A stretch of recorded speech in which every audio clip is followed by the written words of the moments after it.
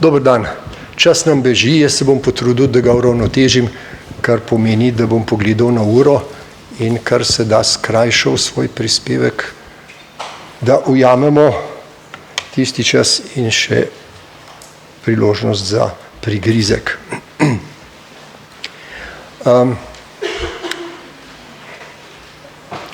Jaz se ne ukvarjam s spolnimi zlorabami, tako da nisem noben strokovnjak z tega področja. Tisto, kar včasih pride na mojo poklicno pot in kar me vznemirja, so predvsem odzivi na bodisi poročanje o spolnih zlorabah, bodisi sodne procese ali pa določene preventivne dejavnosti, ki smo jim tudi pogosto priča. Še več tega je bilo v nekih porodnih trenutkih naše civilne družbe, kmalu po samostojni Sloveniji. Za uvod sem pripravil en manj kot 3-minutni posnetek enega imenitnega filma, ki sem ga videl šele pred kratkim in ki pomaga razumeti določene procese pri nas in je nekako uglašen s tistem, s čimer se občasno tudi sam ukvarjam. Se opravičujem, ker ni prevoda drugačnega kot angleški podnapisi, pa še te so nekako računalniško zastavljeni, ampak mislim, da bomo razumeli poanto tega kratkega odlomka iz filma Dvom. A woman was gossiping with a friend about a man she hardly knew. I know none of you have ever done this. That night she had a dream. A great hand appeared over her and pointed down at her. She was immediately seized with an overwhelming sense of guilt. The next day she went to confession. She got the old parish priest, Father O'Rourke. She told him the whole thing.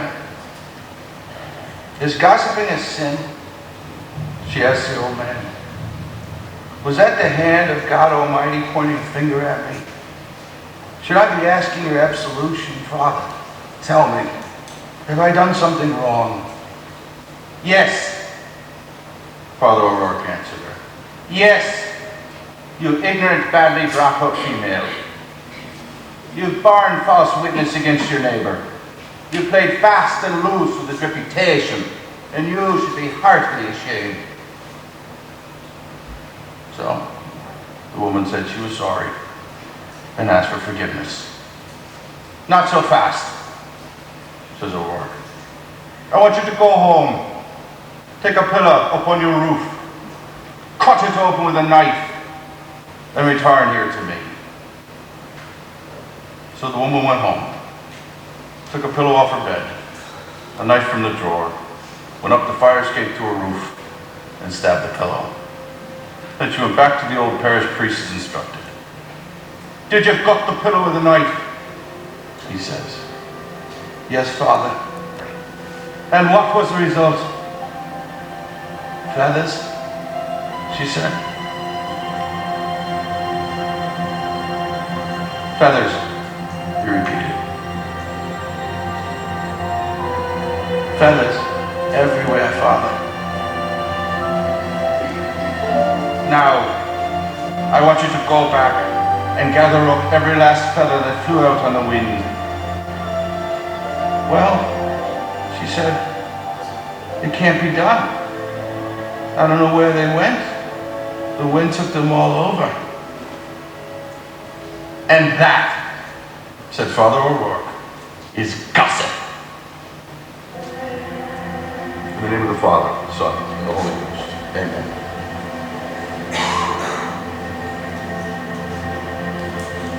Please rise.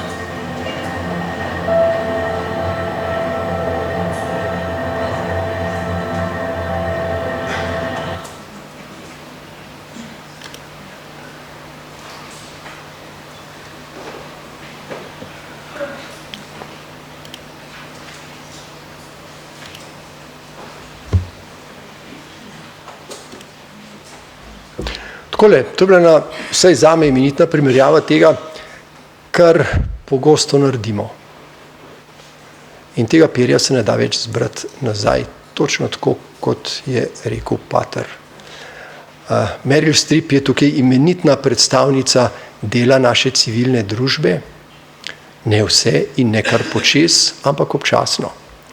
In tisto, s čimer sem se ukvarjal, je pravzaprav mozaik odzivov,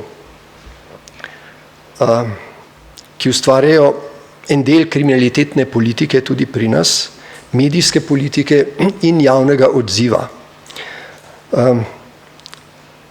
Če govorimo o odzivih, potem ta prehojena pot v zadnjih desetletjih vodi skozi zelo različne pokrajine. Civilna družba, o kateri sem prej začel govoriti, je prehodila ravno tako različne poti in najprej je treba omeniti njeno dobro plat. To je bilo osveščanje, ozaveščanje ljudi o tem pojavu. Seveda, pojav je že od nekdaj tukaj, pride čas, ko dobimo dovolj poguma, da o tem spregovorimo in začnemo odkrivati in kar sledi preganjati in kaznovati. Kar je bilo sporno, je bila pa udeležba nekaterih teh civilnih skupin v konkretnih primerih. Tukaj sem si jaz predstavljal vedno to pokrajino kot neko razgibanost med vulkanskimi izbruhi in potem občasno umirjenost. Da ne bom preveč zašel v zgodbe, spominjam se obdolžitve popolnoma nedolžnega človeka. Predstavljajmo si, da sem jaz migrant in da sem hvaležna slika za storilca in potem ne bo nikogar več, ki ne bi točno vedel, da sem samo jaz kot migrant lahko storil neko kaznivo dejanje. In tudi pravnomočna sodba, ki bo našla pravega storilca, me v očeh javnega mnenja ne bo kaj prida razbremenila. Seveda se poleg civilne družbe, zlasti v zadnjem času, vpleta še mrhovinarska politika, ki začuti svoj trenutek domnevnega zmagoslavja, ko lahko kritiziramo inštitucije, ne da bi vedeli, kaj se v resnici sploh zgodilo. Če samo za kratko ilustracijo omenimo našo zgodbo o koroških dečkih. O moči predstavnikov civilne družbe pove naslednji resničen primer. Predstavljajte si, da sem jaz vodja take civilne družbe, ki mu je točno jasno, kaj se je zgodilo v kakšnem primeru in ki to svojo modrost uporabljam v mnogih primerih kot krošnjar, potujoč po deželi. In potem pride drugi del, ki je resničen, kot nadaljevanje prvega, postopek zaradi suma spolne zlorabe očeta nad otrokom. Na glavni obravnavi je zaslišala mati in ko ni mogoče pravzaprav z ničimer potrditi tega suma, mati reče tako precej obupano, ja, saj je Dragan Petrovc rekel, da je bila spolna zloraba in če on misli, potem je zagotovo bila. Oziroma, če on reče, potem je zagotovo bila. Seveda sem posodil svoje ime drugi osebi. To je dejanski primer iz sodne dvorane.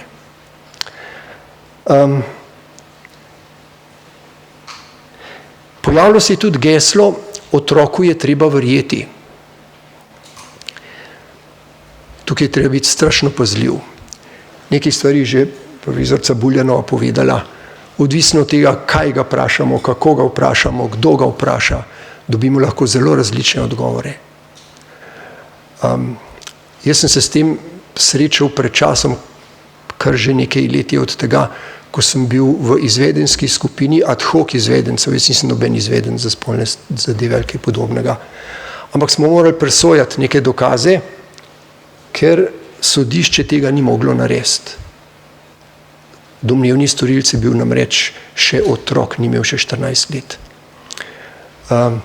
Nobenega najmanjšega dokaza ni bilo, ampak otroku je bilo treba verjeti.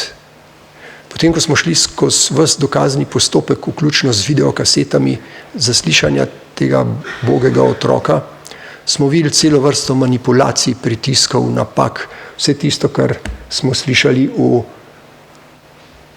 dopoldanskem predavanju, ampak Dragan Petrovc je vztrajal, da ve, kdo je storilec. Dragan Petrovc pač. Posledica tega močnega civilnega gibanja, ki se mu je priključil ves medijski prostor, je bila ta, da je pravi storilec v varnem zavetju, ne načrtnem, ampak varnem zavetju civilne družbe, civilne iniciative, še 1 leto nemoteno zlorabljal otroka.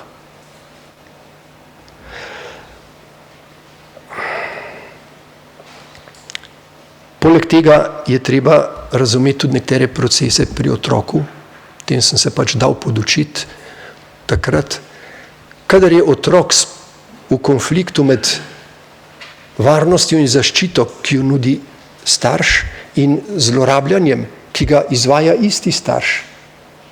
Takrat bo v stiski ne tako redko pokazal na prvega priložnostnega storilca, ki to ni, zato da ohrani starša, ampak da nekako zaupa svojo stisko, če že prijemo do tega koraka. Kar pomeni, da je treba otroku v vsakem primeru verjeti, da je nekaj narobe. Treba je biti pa zelo zadržan pri presoji, kdo je storilec in točno kaj se dogaja. Po teh gibanjih v 90-ih letih je bilo v vsakdanjem življenju kar nekaj zmede. Naturisti niso vedeli, kaj spada v počitniški album. A spadajo to gole družinske slike, zlasti gole slike otrok. Takrat tega internetnega deljenja še ni bilo v taki meri, kot se je to kasneje pojavilo. Slišali smo za primere iz tujine, sem slišal za primer prakse ameriških vrtcev, kjer če otrok pade in si potolče koleno, to sem včasih že omenil, ta primer ga vzgojiteljica seveda pobere in ga stisne k step, da ga potolaži. Ampak pri sebi ga lahko stiska samo 10 sekund, kar je več, tvega očitek zlorabe. Priznam tudi lastno izkušnjo. Pred časom sem živel nekje v dosti odročnih krajih, vsaj od glavne avtobusne postaje, je bilo 2 kilometra vožnje skozi gozd in otroci, ki so stanovali na vrhu tistega hriba, so seveda vsak dan, če starši niso mogli organizirati skupnega prevoza, kar je bilo le redko, da se je izšlo, pešačili s temi torbicami v hrib. Jaz se nisem s povsem lahkim srcem ustavljal, da bi jih jemal v avto. In potem sem premišljal, kaj pravzaprav mi brani. In je bilo v zraku že toliko nekega perja, ne seveda na moj račun, da mi je bilo tesnobno. Posledica tega je bila, da sem včasih koga vzel, včasih pa ne. In to ni bilo dobro. Vsakomur bi moral pomagati. Mediji, ki so soustvarjali in ki še zdaj soustvarjajo to civilno družbo in vse nas oblikujejo. Spominjam se, kako so pred 20 leti naturalistično, prav veristično opisovali posamične spolne zlorabe z vsemi anatomskimi podrobnostmi, tako da sem se jaz nekega trenutka vprašal, kaj je narobe s temi ljudmi, s temi novinarji, a gre za na nekem segmentu psihopatske osebnosti, da uživajo v tem, a gre samo za uredniško politiko, ki to celo zahteva od njih, ker gre to dobro v promet. Nekatera uredništva se temu dolgo časa niso odrekla. To sem jaz popisal v eni drobni knjižici, ki je temeljila na še bolj drobni raziskavi leta 2003, imela je naslov Nasilje v medijih. Pri nas ni doživela posebnega odmeva, tudi nisem bil kaj dosti užaljen zaradi tega. imela je pa eno prednost, za katero nisem nič zaslužen, imela je prevod v angleščino.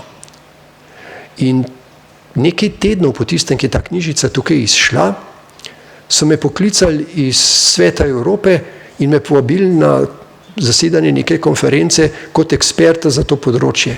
Sve nisem bil noben ekspert na podlagi tiste majčkene raziskave, ki je trajala nekaj mesecev in ker sem analiziral celo vrsto medijev. Kljub vsemu temu trudu to še ne zadošča za to, da bi se štel za eksperta. Tega gor sem šel in tisto, kar je bilo dragoceno, je bilo to, da sem videl, da zunaj bolj resno jemljajo te medijske prezentacije vsakovrstnega nasilja in način poročanja kot pri nas. Mediji imajo danes le nekoliko boljši, vsaj prepričljiva večina njih odnos, še vedno so pa privlačni zapisi, enega imam s seboj, ker je čist svež, ne zameriti za zlorabo prve vrste, a se da prebrati ta naslov?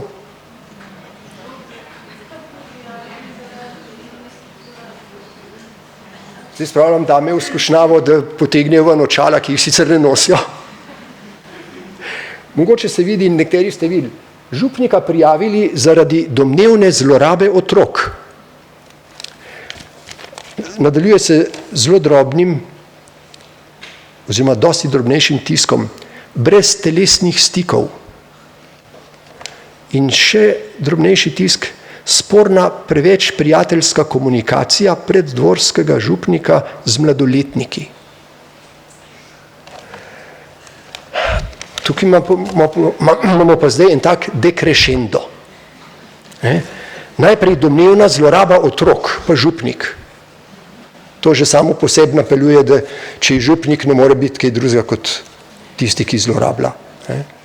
Druga, se pravi prvo olajšanje, brez telesnih stikov. Tretje, samo preveč prijateljska komunikacija. In četrtič, z mladoletniki. Mladoletniki so nekaj drugega kot otroci. Imamo zelo jasno formalno klasifikacijo, ki jo novinarji poznajo. Otroci so do 14. leta, od 14. do 18. so pa mladoletniki. Že zaradi tega je pomembno to razlikovanje, ker vemo, koliko več moči ima mladoletnik za upor v primerjavi z otrokom. Ne rečem, da vsak mladoletnik in nikakor ne v vsaki situaciji, ampak v principu ja. Kaj je bilo sodišči? Pred leti je bila tako kot v javnosti negotovost tudi na sodiščih. Imeli smo primer divjega zakona z mladoletno osebo. Prvič po letu 45, pa po 47, ne vem, kdaj smo že dobili prvi KZ SFRJ oziroma FLRJ, smo preganjali Roma zaradi divjega zakona z mladoletno osebo. Dekle pri 14 je rodilo v romskem okolju. Kaj je sledilo? Sledila je oprostilna sodba. Zaradi nepoznavanja prava. In to je bilo dobro utemeljeno. Sodnik se je potrudil, angažiral je 2 izvedenca, strokovnjaka za romsko kulturo in običaje. In če do takrat 50 let nismo preganjali niti enega Roma in so 14-letnice v povprečju rojevale v teh letih, na žalost, in na še večjo žalost je v tistem začetnem času bila povprečna življenjska doba romskih žensk 35 let. Ob vsem tem bomo pa nenadoma sprožili kazenski postopek. Mogoče je prav, mogoče ne, ampak sodišče prva stopnja je izreklo oprostilno sodbo zaradi nepoznavanja prava. In glede na to, da ta Rom res ni imel nikakršne izkušnje in tudi ni mogel imeti, da bi koga za kaj podobnega preganjali iz njegove skupnosti, se je dela ta sodba utemeljena. Družboslovna fakulteta, ne ta, je organizirala demonstracije pred Prešernovim spomenikom. Prešernovim spomenikom. France Prešeren, nezakonska mati in še kar pa še k njegovemu življenjepisu. Na transparentih je pisalo: sodnik ta in ta, kaj bi storil, če bi se to zgodilo tvoji hčeri? To je bil pač odziv v tistih časih. Kasneje se je pokazalo, da so spolne zlorabe domnevne imenitni inštrument v razveznih postopkih. In ko smo nekateri obiskali zagrebško polikliniko, so se tam tako nekoliko nasmehnili in so rekli: veste, mi vprašamo ponavadi prijavitelja, praviloma so to matere, kako pa da ste šele zdaj med razveznim postopkom opazili zlorabo? Potem se ponavadi ta zgodba na tej točki konča. Tukaj so svoje dodali tudi nekateri odvetniki z nasveti, da naj se pri upravljanju, komu bodo dodeljeni otroci, poslužijo tega inštrumenta ovadbe suma spolne zlorabe, in gotovo bo nekaj let minilo pred odločitvijo, ta čas bojo pa otroci na varnem pri vas. To so bile stvari, ki so se dogajale v tem času. In če končam z žrtvijo, žrtev pravzaprav uporabljamo in zlorabljamo samo toliko časa, dokler nam koristi. A koga danes zanima, kaj je s koroškimi dečki? Nihče ne ve več zanje. Koristni so bili v neki točki. Predtem smo imeli demonstracije, imeli smo razburjene novinarke nacionalne televizije, ki so glasno, da ne bom rekel, da so vpile, glasno zahtevale: javnost ima pravico vedeti. Če česa nima pravice vedeti, potem so to osebne okoliščine v takem primeru, kot je bil obravnavan. Ničesar. Že tako smo preveč vedeli. Poleg medijev in javnosti so se našli priložnostni psihoanalitiki, samooklicani psihoterapeuti, ki so razlagali in v skupščinskih telesih in kjerkoli se je še dalo, kaj bi moralo biti narejeno in kje vse je država zatajila. To je bil seveda problem lastne promocije, ne pa reševanja težav. Če bi za hip rekel še besedo o odnosu do prijaviteljev resničnih zlorab. Spomnimo se pred kratkim zlorab v vrtcu Kengurujčki.